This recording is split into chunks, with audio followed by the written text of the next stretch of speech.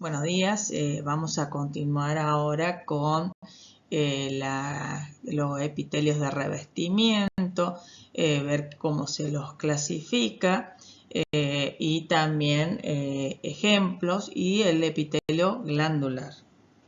Los epitelios, según su función, se clasifican en dos grandes grupos, que es el epitelio de revestimiento, que prioriza lo que es la función de revestimiento, absorción y protección, y el epitelio glandular, que prioriza lo que es la función de secreción. Bueno, los epitelios se clasifican, se los puede clasificar según el número de capas o según la forma de las células. Bueno, según el número de capas tenemos los epitelios simples, que todas las células apoyan en la membrana basal y el borde apical de todas las células dan a la luz del órgano. El epitelio estratificado, justamente hay células que apoyan sobre, la primera capa de células apoya sobre la membrana basal, pero el borde apical está en contacto con las otras capas celulares.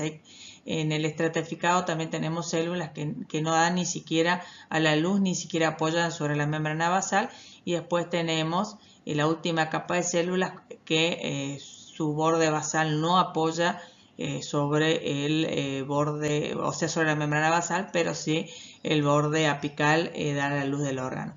Y por otro lado tenemos el pseudoestratificado, donde todas las células apoyan sobre la membrana basal, pero las células más altas, sí, el borde apical da la luz del órgano, y las células más bajas están apoyadas sobre la membrana basal, pero no dan a la luz del órgano. Por otro lado, cuando se los clasifica teniendo en cuenta la forma de las células, tenemos el plano o pavimentoso, donde las células son largas, anchas, pero muy poco, o sea, no son altas, sino que son muy bajitas. Se los puede comparar, normalmente se los compara con un huevo frito, porque incluso se observa que el núcleo prostruye, a veces puede sobresalir hacia la luz, y tiene muy poco citoplasma, o sea, normalmente el núcleo es oval y tiene muy poco citoplasma por debajo y por encima de él. Las células que son cúbicas son altas, o sea, las 4 dimensiones son prácticamente iguales. El núcleo normalmente es central y esférico. En cambio, en los epitelios cilíndricos, las células son mucho más altas que anchas, y justamente en el caso de los epitelios cilíndricos, el núcleo normalmente es basal, es esférico, pero es basal. Bueno, los epitelios simples pueden ser planos, cúbicos o cilíndricos. En cambio, los estratificados, o sea, como tienen muchas capas de células, para nombrarlos se tiene en cuenta la última capa, que es la que da la luz del órgano. Entonces, no importa la forma de las otras capas, por ahí puede ser cúbico o cilíndrico, la primera capa que apoya sobre la membrana basal, pero si la última capa es plana, entonces se lo llama plano estratificado. En el caso del cúbico estratificado y el cilíndrico estratificado, son diestratificados, solamente tienen 2 capas celulares. Bueno, ahora vamos a ver ejemplo de dónde encontramos cada tipo de epitelio. Tenemos el epitelio plano o pavimentoso simple, que lo encontramos formando el mesotelio, o sea, es la capa de epitelio que recubre ese tejido conectivo, formando la serosa de muchos órganos del tubo digestivo. También encontramos un epitelio simple, pavimentoso, formando el endotelio de todos los vasos sanguíneos. también formando la capa serosa del peritoneo y también en los riñones, esto es la nefrona, específicamente en la cápsula de Bowman de la nefrona. Bueno, ¿dónde encontramos un epitelio cúbico simple? Bueno, también en la nefrona, pero no en la cápsula de Bowman, sino en el tubo contorneado proximal. También encontramos un epitelio cúbico simple en los folículos tiroideos de la glándula tiroide.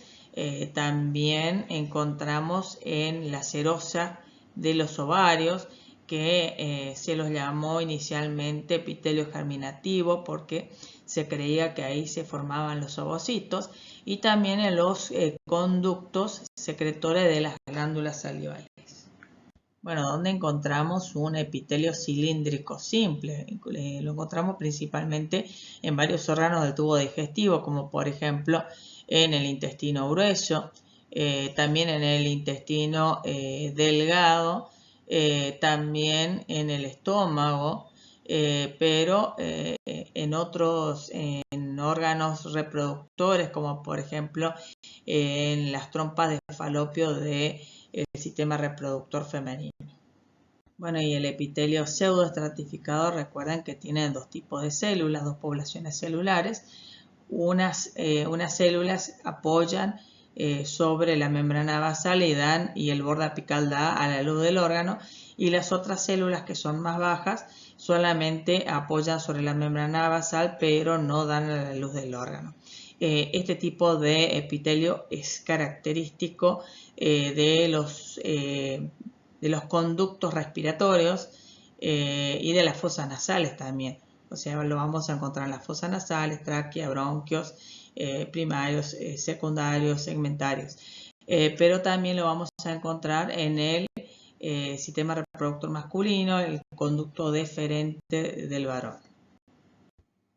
Bueno, el epitelio plano estratificado puede estar queratinizado, o sea, queratinizado cuando las últimas capas de células son células muertas, como por ejemplo en la epidermis, y después puede ser no queratinizado, como por ejemplo en la cavidad bucal o en la vagina, pero cuando la mujer está en su periodo fértil, o sea, después de la menarca, que es la primera menstruación, o sea, entre la menarca y la menopausia, porque después de la menopausia cambia el epitelio. Bueno, y el epitelio cúbico diestratificado lo encontramos en el recto y también en el conducto de las glándulas sudoríparas. Bueno, y el epitelio cilíndrico diestratificado lo encontramos en esta porción de la uretra membranosa en el varón. Bueno, y el epitelio de transición o urotelio es uno de los epitelios especiales que lo encontramos en los cálices menores, cálices mayores, la pelvis renal, los uréteres, la vejiga y en una porción de la uretra. Este epitelio ya vamos a ver qué características especiales presenta, pero cambia de acuerdo a si el órgano está vacío o si el órgano está lleno. Bueno, el epitelio de transición a urotelio, cuando la vejiga está vacía, se ve como que tiene hasta unas 6 capas de células, 6 estratos celulares, pero cómo se puede dar eso y cómo varía hasta 12 estratos cuando la vejiga urinaria o todos estos órganos están llenos de fluido. Primero, que estas células basales que apoyan sobre la membrana basal no tienen uniones intercelulares, o sea, en el borde lateral no hay uniones, entonces están apoyadas solamente unas contra otras. Y estas células, que se conocen como células globosas o en raqueta, tienen unas prolongaciones que pasan entre medio de estas células basales y que se fijan a la membrana basal. Fíjense como una delgada capa de citoplasma y membrana plasmática que lo rodea. Y después esta tercera capa de células, o la última capa de células, no tercera porque hay varias capas de células globosas o en raqueta, La última capa de células son distintas, un poco se llaman células en paraguas, y que tienen diferente su borde apical.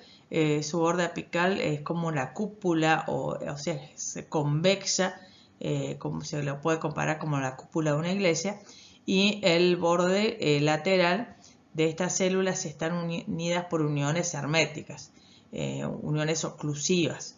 Entonces, y uniones también adherentes que permiten unir muy fuertemente estas células. Entonces, de esta forma, los fluidos que hay acá adentro, que en este caso es orina, no pueden atravesar los espacios intercelulares y atravesar el epitelio. Bueno, otra particularidad que estas células en paragua tienen en el borde apical unos pliegues que funcionan como unas bisagras, que se pueden desplegar para aumentar la superficie en caso de que el órgano esté lleno. Y también en el citoplasma, cerca del borde apical, hay un montón de vesículas que contienen membrana y que pueden adicionar membrana al borde apical. Bueno, pero ¿por qué vemos 6 capas cuando el órgano está vacío y solamente 2 capas cuando el órgano está lleno? Porque como estas células basales que apoyan sobre la membrana basal no tienen uniones entre sí, entonces se pueden separar cuando el órgano se va distendiendo. Y estas células se van metiendo porque como no hay uniones acá, se van metiendo entre estos espacios y entonces disminuye el número de células, el número de estratos o capas que forma ese tipo de epitelio, dependiendo si el órgano está lleno o si el órgano está vacío.